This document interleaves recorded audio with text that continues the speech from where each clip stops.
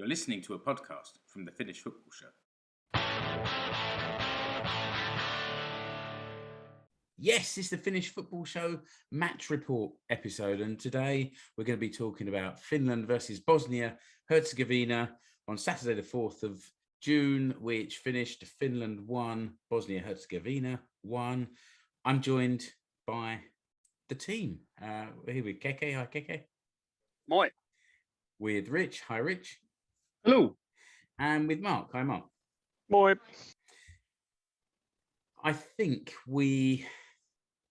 I was there, but that apparently means that I've probably seen and taken in less of the game than everyone else. So, Mark, you're a little bit pushed for time, so let's start with you. What did you make of it? I'm gutted. It seemed like that we were the better team out of the two across the majority of the match. I didn't, because of KLM, I missed some of the earlier parts of the game, but to concede with about 2 minutes left on the clock in stoppage time was a bit of a heartbreaker. But I thought we generally played quite well, but I don't know, really gutted to concede a goal in injury time, particularly one where it looked like they had 3 lads unmarked at the back post about 2 yards out. So that was pretty painful. It was, but it started. It's the Keke. There were a couple of instances in the first few minutes. It could have been a very different game if there'd been a different ref. We had a Scottish ref who may be a little bit more lenient than some from further south in the continent, but there were a couple of heavy tackles in the first few minutes. Yeah, there was. Just I just want to say, but for obviously you were there, Mark, soaking up the atmosphere, and just before the game even kicked off, just want to give a nod to Jussi Hartikainen and the SMU corps who gave Tim Sparve a bit of a belated send off. He came round and gave the Pohjois-Kara a clap and a wave and a bit of a chat. And so yeah, just a quick nod to them. But as to your point, yeah, I mean. Yeah, mate, Robert Ivanov picked up a yellow card after just 3 minutes, I think it was, for a bit of a cruncher, and obviously that puts you a bit on the back foot to pick up a card so early. But yeah, there was one or two tackles flying in. Well, there was one just before that, wasn't there? Urunen put a tackle in on the sort of left back position, and it didn't seem like that much of a challenge, but the Bosnians seemed to do a full somersault before landing in a heap. Yeah, the boys were certainly sort of letting them know that they were there early on, but yeah, we managed to get through that, keep 11 players on the pitch. So yeah, and as Mark said there, the first half it looked to be all Finland, really. Do you know what I mean? I don't think Bosnia threatened too much, but yeah, we'll get onto it. But as the game went on, the second half was sort of strewn with errors. Everybody sort of looked, Bosnia and Finland sort of looked a bit rusty, I think, but yeah, decent enough first half, and I think we should have really been looking to put the game to bed in that first 45, to be honest. When we did the preview show the other day, we talked about seeming to have quite a bit of depth in that squad and having players to come in and make a difference. So it was interesting to see when the game kicked off, several of those sort of bigger name players were in this sort of position of finishing the game and coming on to make that impact. And my view for the first half was alongside the Pohjois-Kara, and that's where I did a kind of a 10-minute Facebook Live video. So if you're listening to this, you haven't seen the video, check it out, because it gives the nice bit of atmosphere before the game. And so I did get to really observe the first half, and it was, you say rusty, it was quite frantic. It seemed to me it was played at quite a pace, but I thought as the game settled down, Finland played some really nice, like one touch football on 2 or 3 occasions. Yeah, there was some cracking bits of skill in there. I mean, Yeah, I can't remember exactly what point of the game it was now, but yeah, there was some decent skill from our mate Robin Ludd. He was sort of doing little back heels to himself and all that. That was nice to see. And yeah, I mean, as I said a minute ago, I thought it was all us in that first half really, and then getting into the second half with that Pookie chance after about 30 seconds of the second half, you're really sort of looking to finish it. But yeah, Mark. No, I'll just add to that. But I think the only other thing I wanted to say was that Ivanov looked really confident and comfortable with the ball at the back. So I think that sort of one-touch football that we were playing was really about diffusing their press. And I thought Ivanov on the ball a couple of times, his sort of hair stood up on the back of his neck, but he always seemed to find a man and find a way out of the defence. So I thought I was just really impressed with him. Yeah. There was a couple of moments. There was one or two where Lucky was sort of messing about with it at the back, trying to decide which one of his centre backs to give it to, and yeah, the Bosnian press was right up there, and there was a couple of seat of the pants moments. But it's the modern yeah, disease in my eyes. This goalkeeper's messing around the back. Don't worry about which of your centre backs to give it to. Just give it to your centre forward and get it away from there. I sound like an old man. I'm sorry. In true Wimbledon style. Yeah, exactly. Yeah. But no, it was. I think the boys will be, especially as Mark said there, especially the way that Bosnia equalised, with a clock ticking away. I think the lads will be gutted that the way they've equalised, that Bosnia have equalised. But got to move on. Before we talk about the equaliser, Rich, tell us a little bit about, because with the clock ticking at the end of the first half, there was a bit of drama. Yeah, Rasmus Schuller had a shot from just outside the box, and the Bosnian defender decided to do some sort of flash dance fused with MC Hammer move to intercept it with his arm. The Scottish referee had to be nudged by the VAR to go and have a look at the screen. Those of you who've been to games with VAR know that usually means he was wrong. And yeah, rightly gave, it was very much a penalty, and Pookie put it away. It was confident pen. It's the sort of thing, it was his 35th goal for his country. It was a very nicely taken goal. And again, goals in injury time of both halves at that end. But it was nice to go in 1-0 up, and for the performance, I think generally Finland shaded it. But it was nice to go in 1-0 up anyway and gave everyone a nice little boost. You say, Rich, about people who are used to being at games with VAR. I'm not. And it was all happening down the other end, and I did see a bit of a claim for something, and then I sort of looked away, and then everyone started getting excited. And I was looking around, and I said to Satu, "What's going on?" She said, "They're going to VAR," and I was like, "Oh, this is new. We don't have this in Veikkausliiga, and we don't have it in League One when I'm watching Wimbledon either. We've got this going on." And then when there is a drama to it, and of course it comes across on TV, but when you're there, all eyes were on the ref, and he walked into the pitch, strode on, and he did the box sign with his hands, and then pointed to the spot, and the crowd went wild. That was. It was a good couple of minutes between Radeb appealing for that handball. I mean, they played on for a little while afterwards, didn't they? You have to wait for the ball to go out of play. Right, there we are. That's the problem. It happened at an Arsenal match I was at quite recently, where there was a delay of about 75, 80 seconds because they couldn't change it until the ball goes out of play, just in case they get it wrong. They don't want to stop the flow. So it really felt like ages. But yeah, fair play. Rade appealed. He knew what he saw, and the fella in wherever he was in the little box watching the telly was in the referee's ear, all to our benefit. But just on that, I thought Rasmus Schuller had a decent performance. He played well, and it was nice to see him. Obviously, it's hit the geezers in the arm, but it was nice to see him pinging one from the edge of the box. Trying to find a net there. And so we went in at halftime 1-0 up, high spirits. During the first half, Satu signed up for the Assam Yikor, the Suomen Maajoukue Kannattajat group. So she said, "Right, I'm a member now. I want to go in there."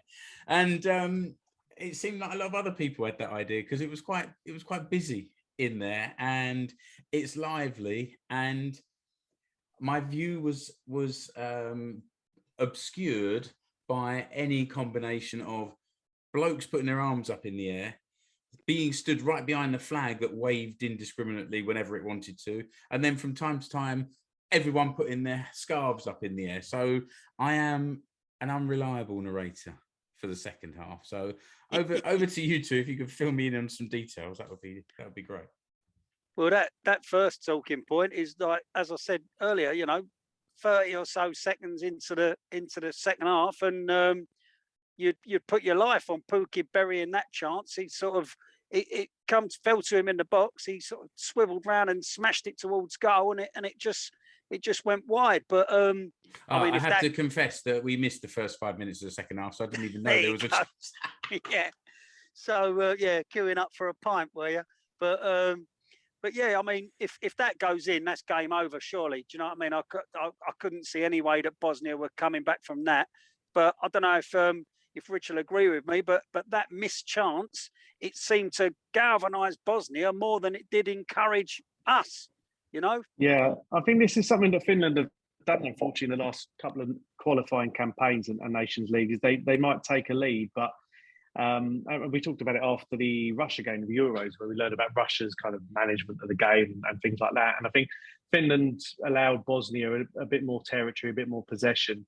And I mean, Finland did get to the point after about 85 minutes where they started, taking the ball to the corners, all these kind of things. But I think it was just like we talked about in our group, the goal was just really poor. The movement, and again, the number of substitutions from both teams really disrupted the rhythm. It really did feel like it was a friendly, like the old style that the Nations League were trying to get away from. But because of the 4 games in 11 days, we also saw it with the England game where they had to make a lot of changes, and because you've got tired players, you've got to kind of keep fresh for a period of time. And I think taking off Schuller, Pukki, really, I mean, Pukki you could kind of understand, he played a long season for Norwich, but Schuller was doing there. He came off and was replaced by Thomas Lamb, and I'll be very generous in this.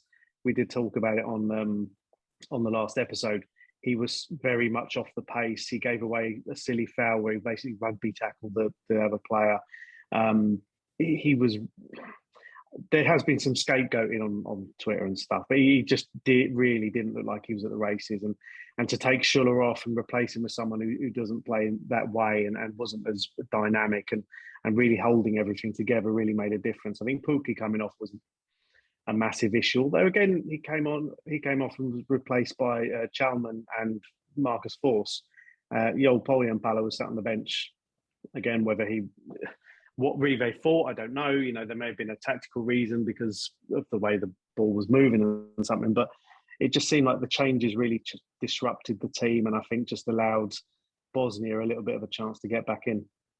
Just for the record, the substitutions were after about the first one's after about an hour, where Lamb came on for Schuller and Taylor for Nistila, and then a little bit later in the game, 78 minutes, that's when you had Forss and Chalman come on for Lud and Pukki.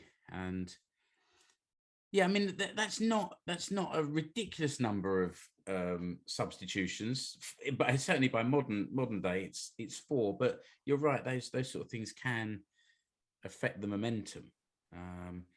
And I mean, you said that Lamb looked off the pace, and maybe that's something where we'll keep an eye on his performances in future games as well, and see if that was a one-off, and hopefully it is. We then had Mark said he was gutted by the late equaliser. It came in 90+3 of 4 added minutes, and again, this happened down the other end of the pitch. I saw it, but at a distance. So, Keke, can you give a little bit of detail to how the goal came about? Yeah, I mean, Bosnia were putting a little bit of pressure. I mean, they obviously had nothing to lose at this point. The clock was ticking, and they were just doing anything they could. They sort of lumping the ball in the box whenever they could, and the goal sort of came. There was a bit of couple of the ball dropped in the box, couple of sort of chances. It made its way back out. and the Bosnian fella sort of swung it in. Poor old Leo Weissman just narrowly missed the header to clear it, and the Bosnian guy sort of nodded it in from behind him. So, and I mean, you could see Leo, how annoyed with himself or annoyed with the goal Leo was. He sort of slumped to the floor and started pounding the pitch with his fist. So I don't know if he thought he should have got to it or whatever, but yeah, it was just as Mark said before he went. You know, it was just the fact that it came so late in the game. It's those sort of goals. I mean, you know, you still come away with a point, but it's a game you would have been looking to win, and it's those sort of goals that can make a draw feel like a defeat when they come that late. You know, I mean, I don't know what the atmosphere was like in the crowd when you boys were sort of making your way out of the stadium, but it does to the team what it does to the crowd. When you concede that late, it feels like a defeat, doesn't it?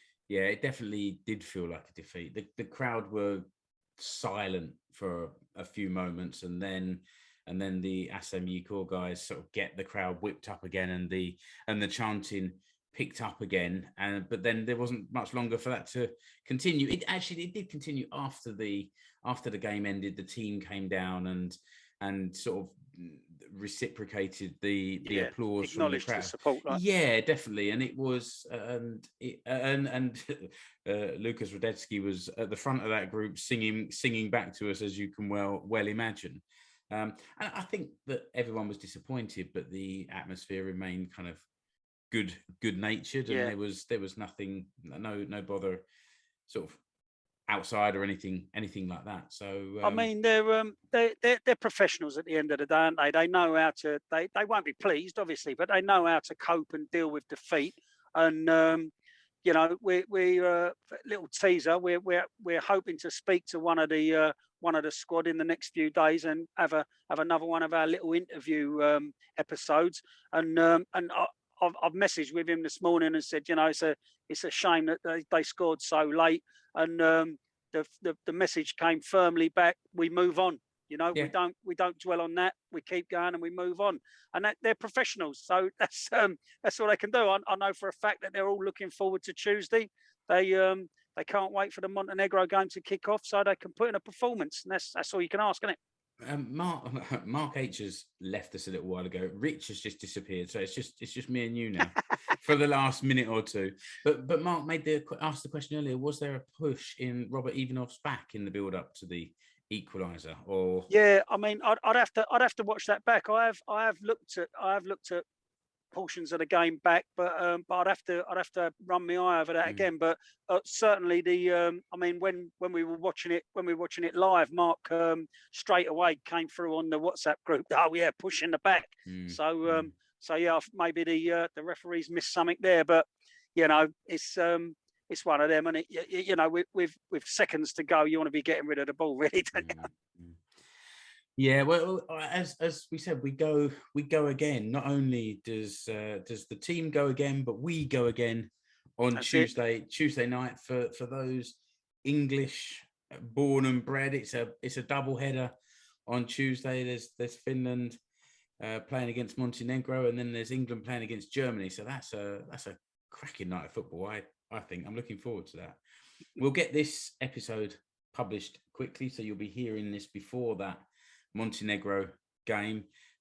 If you haven't heard the preview show we did for the tournament, that came out on Friday the 3rd, and in the notes for this episode, you'll find a link to the highlights for the game on Yle here in Finland, and also a link to my pre-match Facebook Live video. And I like to think I've set the marker now for Mark H on Tuesday. He's at the game. He'll be there. Yeah. We expect a little bit of pre-match action from you as well, and also we haven't mentioned yet. We're going to have a new member of the Finnish Football Show team. I think we should save the introductions until we actually get him on one of the shows and find out who he is. But there'll be 5 of us now. We're not losing anyone. We're allowed more subs in the modern era, so we've decided to bring in another sub into the squad as well. And hopefully it means that we can get shows out a little bit more regularly. We don't need all 4 of us together. We can get 2 or 3 from the group and get some shows out a little bit more regularly. That'll be good. But we'll get through the rush. It's not just the players that have got a busy 10 days Schedule, for the Nations League. It's these poor. Somebody please think of the podcasters. That's it. The fixture computer doesn't consider the old podcasters. It really doesn't. All right, Keke, I think that just about wraps up this match report. Let's say goodbye to Mark and goodbye to Rich. Yep. And Keke, goodbye to you. Kiitos. Näkemme. Listener, until next episode, which will be along pretty soon. Yeah. Thanks for listening to the Finnish Football Show. Bye. You've been listening to the Finnish Football Show. You can find us online at finishfootballshow.com. Remember to subscribe to the show wherever you're listening or watching. You can follow the Finnish Football Show page and group on Facebook and on Instagram. See the links in the episode description below. You can also connect with the 4 hosts on Twitter, at Explore Finland, at FC Suomi, at Escape to Suomi, at Kekki Mulen. Links to the Finnish Football Show merch stores are also in the episode description.